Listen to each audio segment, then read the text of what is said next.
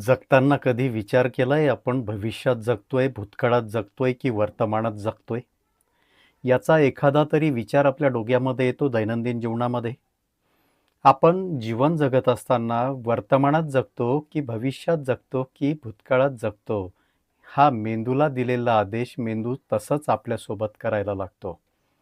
पण खऱ्या अर्थानं भविष्यामध्ये काहीतरी प्राप्त करायचं आहे आणि भूतकाळातल्या घडलेल्या वेदना वर्तमानात त्रास देत आहेत आणि त्या त्रासानं वर्तमान हरवत चाललंय.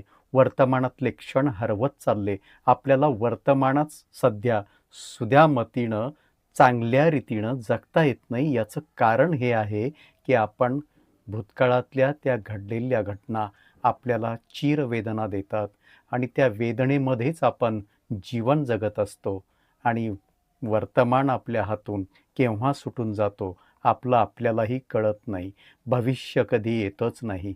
येतो फक्त जीवनात तो वर्तमान येतो. त्या वर्तमानातला क्षण आपल्याला जगता आला पाहिजे.